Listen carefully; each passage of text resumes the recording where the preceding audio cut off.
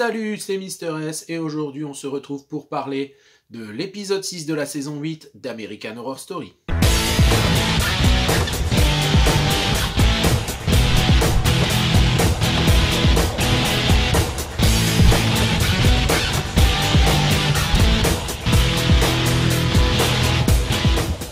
Et il y en a des choses à dire pour le coup, autant la dernière fois ça m'a paru long, autant cette fois je me suis pas ennuyé une seconde. A noter le passage derrière la caméra de Sarah Paulson, qui a fait un job vraiment fantastique avec cet épisode.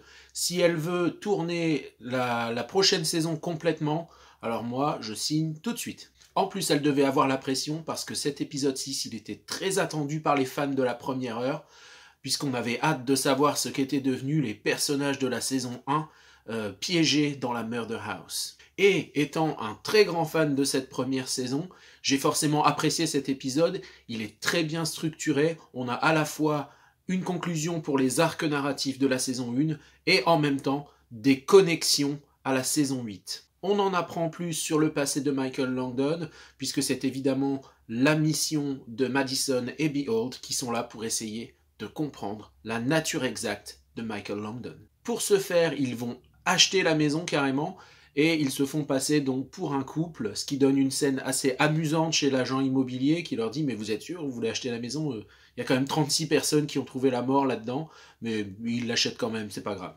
Une fois à l'intérieur, ils invoquent les esprits de la maison, et on a Constance Langdon, jouée par Jessica Lange, qui fait un retour absolument fracassant. Moi j'ai adoré.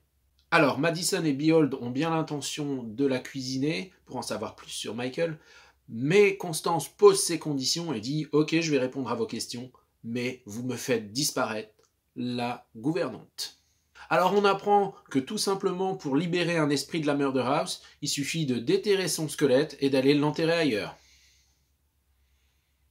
Ok, fallait le dire avant les gars. Bon, il y a peut-être une petite facilité scénaristique ici, mais ça reste assez cohérent tout de même, donc c'est pas bien méchant, on pardonne. Et puis cette scène avec Moira, justement, la gouvernante qui retrouve sa mère pour une confession très poignante, franchement ça m'a énormément touché, j'ai adoré comment cette scène a été travaillée, et surtout le plan final avec Moira et sa mère qui s'en vont main dans la brume, c'était esthétiquement très réussi. C'est ensuite au tour de Constance de faire des confessions, et on revient donc sur la fin de la saison 1 avec Viviane qui accouche d'un enfant, et qui meurt en accouchant de cet enfant, et évidemment le bébé c'est Michael Langdon.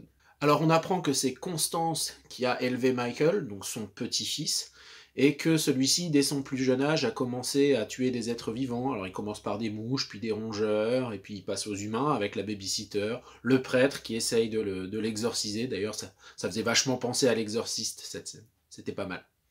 Et puis un beau matin, Constance entre dans la chambre de Langdon, et pouf, il a grandi de 10 ans. C'était assez malin d'utiliser ce stratagème, un petit peu comme dans le film avec Tom Hanks, là, comment il s'appelle, Big, je crois. Parce que, évidemment, on se demandait comment il pouvait déjà être adulte, cet enfant, puisque les événements de la saison 1 sont censés se passer en 2011, si je ne me trompe pas, et les événements de la saison 8 se passent à notre époque, donc il n'y a que 7 ans qui sont passés. Donc comment il pouvait déjà être adulte ? Tout simplement, il a grandi de 10 ans en une nuit. À partir de là, Constance se rend compte qu'elle est faite pour être la maman des monstres, en fait. Elle se rend compte qu'elle les attire, et qu'elle est faite pour ça. Donc elle décide de se piéger elle-même dans la Murder House, en se donnant la mort dans une scène de suicide absolument magistrale. On retrouve également le personnage de Ben, dont l'acteur donne une formidable performance, et celui-ci essaye de tisser des liens père-fils avec Langdon, mais ça déplaît fortement à Viviane, qui décide du coup de ne plus lui parler. On a toute une séquence assez touchante où Ben essaye de prendre sous son aile le petit Langdon. En fait, il explique que ce qui lui plaît chez Michael, c'est qu'il est vivant, lui, et que tout est mort dans la maison. Donc c'est une sorte de porte de sortie, en fait. Mais très vite, Michael va sombrer du côté obscur, évidemment, et Ben s'aperçoit qu'il est tout bonnement incontrôlable. Il y a quelque chose de maléfique dans cette maison, et c'est en fait ce quelque chose de maléfique qui a contrôlé Tate Langdon pour donner naissance à Michael Langdon. Et ensuite, ça envoie du lourd avec l'arrivée de Anton LaVey, qui est le fondateur de l'église de Satan, qui se pointe avec Miss Mead, et c'est là que ça connecte avec la saison 8, et avec un autre personnage qui est joué par Naomi Grossman, si je ne me trompe pas, et qui jouait le rôle de Pepper dans la saison 4. Si, c'est elle, on a du mal à la reconnaître, mais c'est bien elle. Donc il se pointe à la maison pour venir chercher Langdon, on se demande bien pourquoi au départ, mais on a très vite les réponses. Et quand il commence à parler de messe noire, là je me suis dit, attention, ça va envoyer du lourd. Et effectivement, on a le personnage de Kathy Bates qui capture une jeune fille. Ça m'a fait penser un petit peu à Misery, elle retrouvait un petit peu ce rôle-là de la vieille dame toute innocente avec son air de paille touchée. Et derrière, bim, ils font un sacrifice. Alors il la tue pas, il lui arrache son cœur et il le file à bouffer à Langdon qui se révèle être l'antéchrist lui-même, rien que ça. J'ai adoré cette scène avec l'ombre du diable derrière Langdon, la musique en plus, c'était absolument épique.